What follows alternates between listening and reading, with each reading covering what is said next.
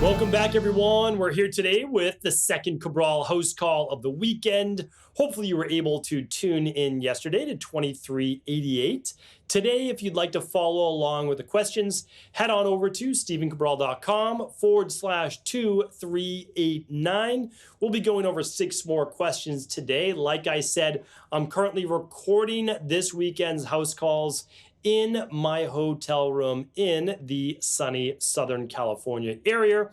Just got finished with some amazing meetings with friends and colleagues here, and excited to be back to California. It's been a little bit of time.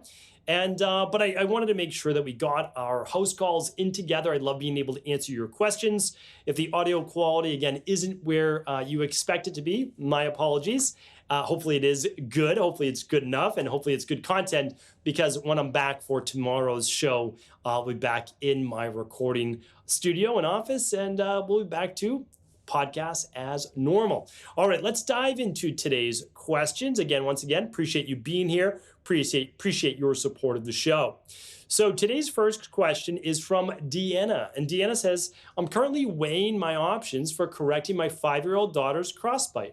Our holistic dentist recommends an ALF appliance, while the orthodontist we consulted with speaks highly of a hang expansor.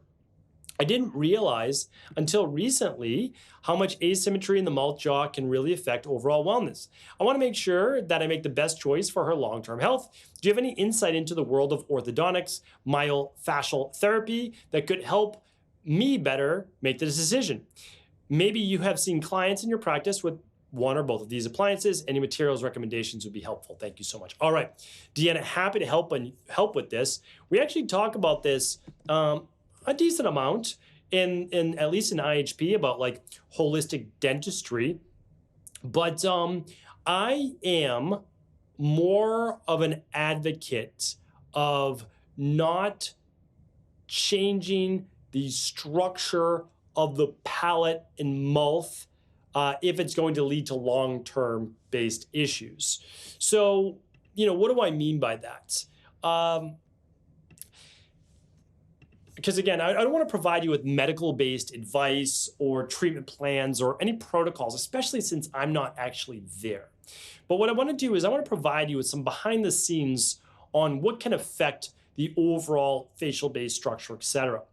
The biggest one, believe it or not, is when a child is young, 5 years is young, is that they're breathing through their mouth at night or even during the day. So the very best thing that you could do is to make sure they don't have swollen tonsils, because you can shrink those naturally as well. We had to do that for my oldest daughter. So my youngest daughter never had an issue, okay? My oldest daughter, she just turned 10. She had swollen tonsils, breathe through her mouth. You could hear her snoring basically through her mouth. And I had to take, my wife and I, it was a long time, 6 to 8 weeks to shrink those tonsils. Then we did malt taping. So we didn't malt tape until we shrunk the tonsils. Then we did malt taping to help her to retrain her breathing through her nose, which would then help for the shape of the mouth. Because the way that the teeth form, too, on the top, is that the tongue gets depressed against the soft palate in the top of the mouth. So if your mouth's open like this, if you're watching this on video, then the tongue is not pressed up at the top of the mouth. And if the tongue is not pressed up at the top of the mouth, then that means the teeth can start to crowd in.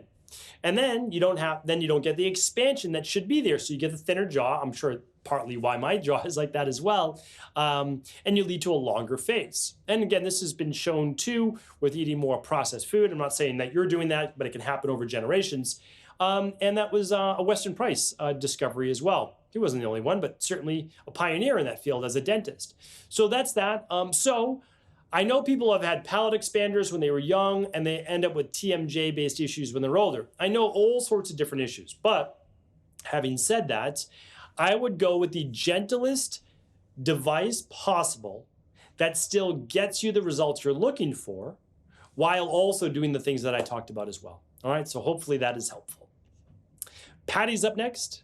Most health practitioners say that after eating, one should not lay down, but to take a short walk, or some type of light exercise. I know that the digestion process goes to a processing meal after eating, and we feel sleepy. Most animals sleep after eating.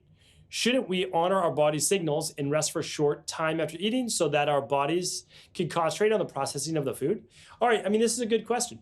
And that's definitely two schools of thought. Should you take a little siesta or nap or something like that after a meal? Well, the thing was, it was taken after your biggest meal of the day.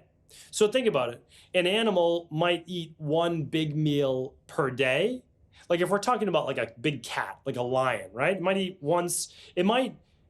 one big meal every couple days, right? And then it rests afterwards. Why?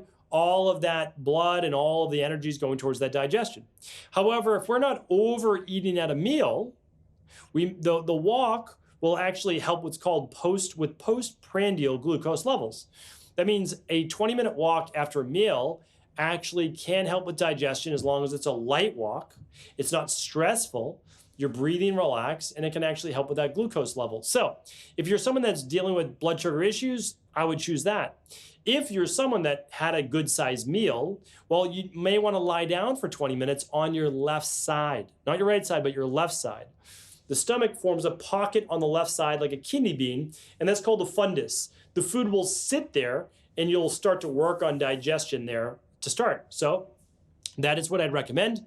Two different recommendations based on two different types of people. All right, so hopefully that was helpful. Erin's up next. Hi, Dr. Cabral. I was recently diagnosed with Ehlers-Danlos Syndrome. You know, I still can't pronounce that word. I've never looked up how to actually spell it. Know quite a bit about it. Worked with quite a few people with this, but I apologize if it's not the correct pronunciation. You believe it was caused by your Lyme disease. My question is something I can get into remission like my Lyme? I'm most worried about this affecting me and a future child in pregnancy. Thank you so much. All right. Well, that's a good question because it is hereditary, but by the way, everything is hereditary, right? When I had type 2 diabetes and I had rheumatoid arthritis and I had mastocytosis and I had all these different things, all of those were hereditary as well.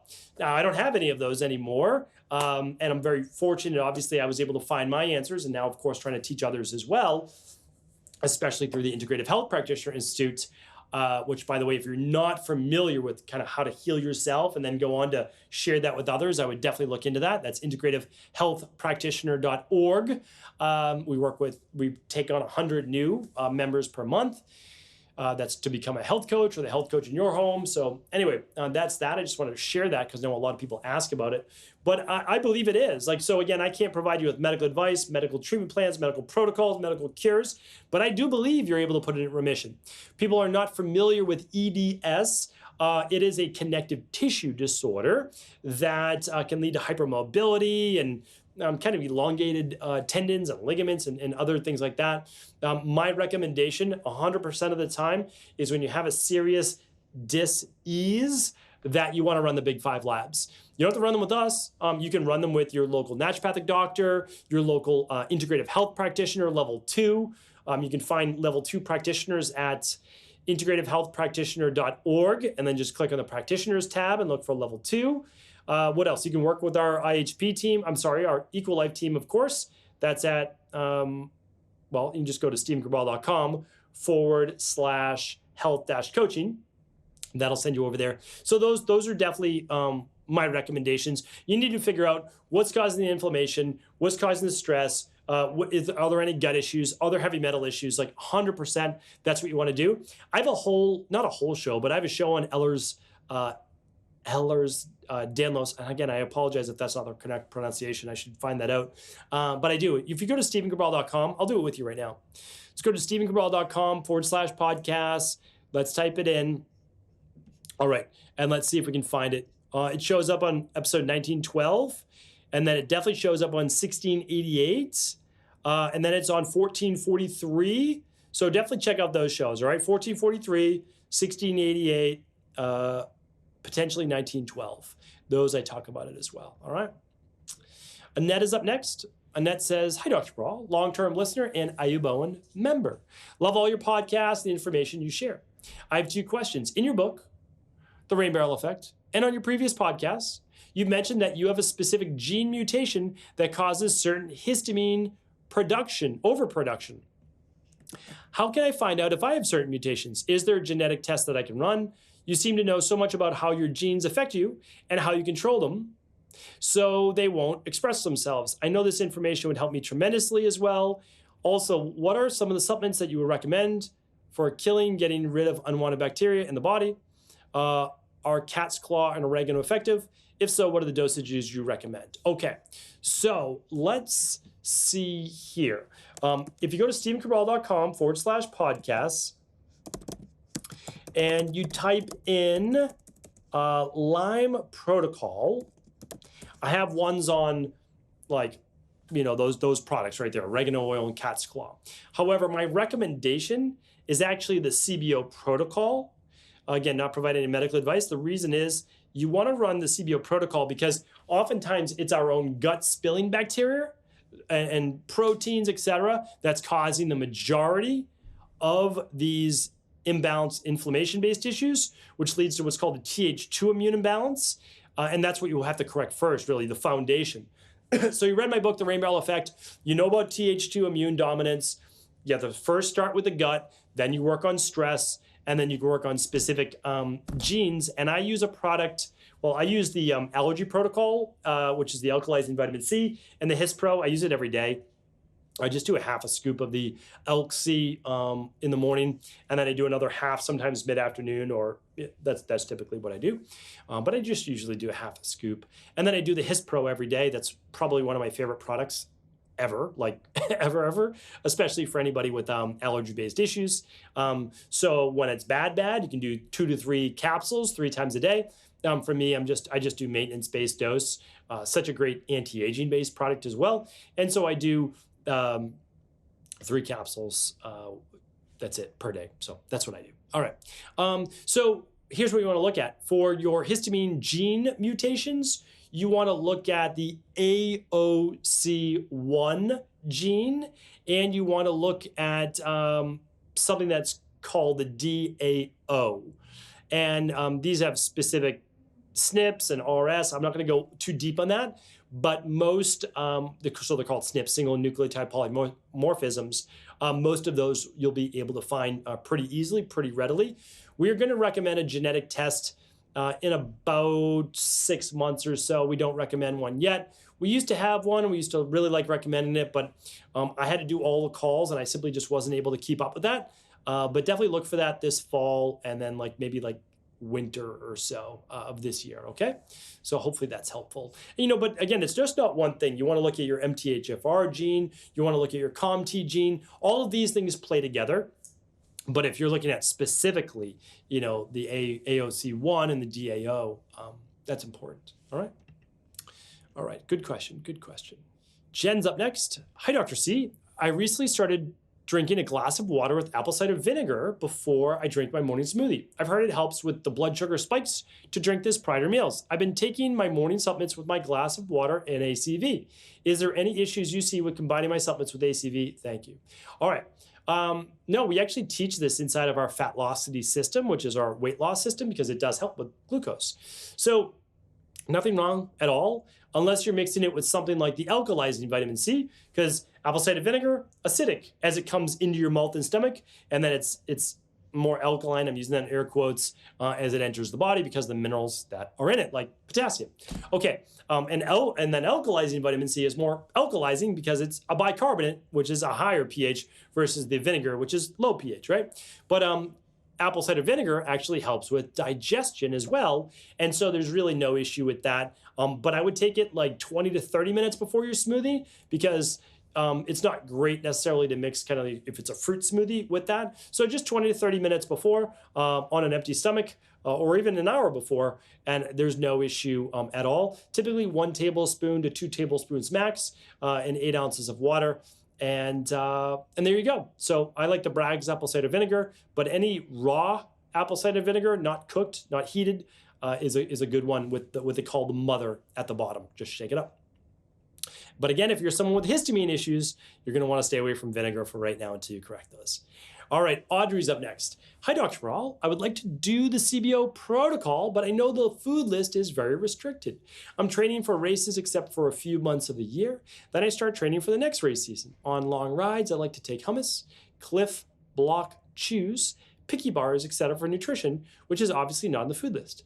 how do I do the CBO protocol while keeping up my nutrition on long runs and rides? You are truly brilliant, and I appreciate all that you do. Well, thank you, Audrey. I appreciate that. Not sure I deserve that compliment, but I appreciate you. And believe it or not, the CBO protocol is not as restrictive as people think. It's not. Like, there are no food groups that are restricted. It's just certain foods within those groups. So for example, there's like 24 fruit on the list. So if you're someone that is doing rides, fruit's on the list. Like, people like to take dates with them. Well, if you want a chewy something, well, a pit of date can be pretty good, right? Anyway, so here's what I'm gonna say. So basically, for 3 weeks, it is a more restricted plan. However, there's still 24 fruit, over 3 dozen vegetables, all proteins that you could want, and your fats are olive oil, avocado, coconut oil that you're probably not doing a lot of on your long rides, just for digestive reasons. And then it's grain-free for the first 3 weeks, but there's still sweet potatoes. There's still yuca and yams and things like that. So believe it or not, I don't think it's as restrictive as you would think. And then, so really, you want to find a 3-week window where you're like in it to win it. And then after that, you're introducing new foods of like that are on the list after that. And even oatmeal can be on that. So some bars with oat-based bars might be acceptable. So I think there's a lot more, believe it or not, that you can do. And you can even take hummus. And so you just want to find one without the garlic in it for the first 6 weeks or so, which there obviously are. So that's absolutely what I would do. Believe it or not, it's not as restrictive as you would think or people think. It's really not. And I can't recommend it enough, just because it's helped like well over 10,000 people. It's used by more practitioners worldwide than any other gut protocol that I know of. And it gets results. It took a long time to formulate that. And yeah, I know it's going to work. It's just such a great protocol. It really is. We've just helped so many people with it. And I wish I had it 20 years ago. I really do. And that's obviously why I want to get it out to as many people as possible. And it costs a lot of money for us to create that. There's very little, like, in terms of what they call margin. We just try to get that protocol to as many people as possible. We really do. We just find it to be a big benefit. So hopefully that was helpful, Audrey. And thank you so much, everyone, for tuning into the show. I appreciate you. I really do. I'm going to be back tomorrow with my pro microphone and pro camera. But hopefully today's show and this weekend show is worthwhile. All right. Thanks, everyone. Take care.